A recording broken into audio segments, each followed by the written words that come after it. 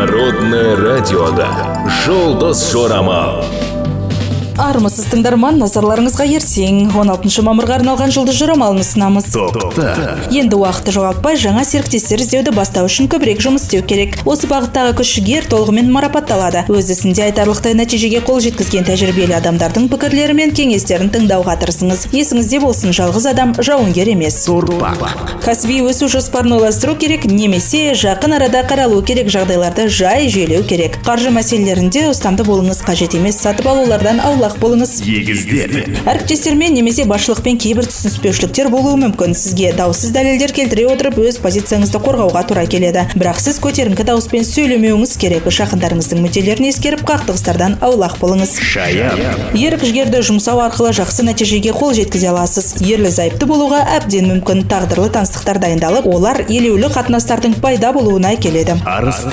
Босаңсымаңыз және жағдайды өз жолымен жүруіне жол беріңіз. Егер сіз өз бастамаңызды өз қолыңызға алсаңыз, сіз бұдан да көп нәрсеге қол жеткізесіз. Кәсіби тақырыптар бойынша әріптестермен әңгімелесу сізді таңқаларлықтай тиімді нәтиже беретін қызықты идеяларға жетелейді.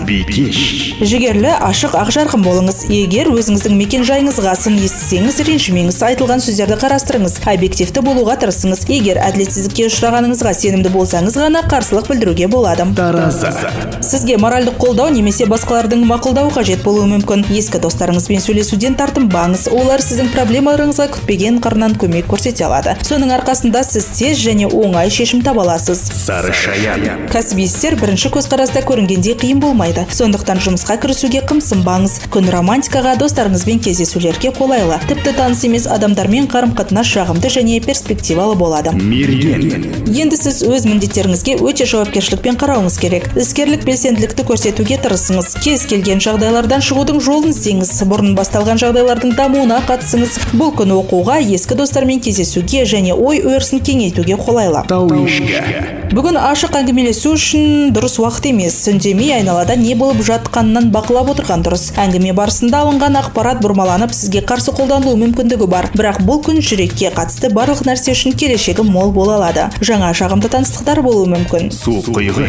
Үлкен шешімдер қабылдаудан қорықпаңыз. Сіз іскери келіссөздер жүргізе аласыз. Кәсіби қызмет пен мансапқа қатысты мәселелерді талқылай аласыз. Саяхатқа отбасы мүшелерімен бару, тұрмыстық мәселелерді шешу жақсы болады. Мүмкін бұл күн сізге жағымды тосынсылар даярлауда.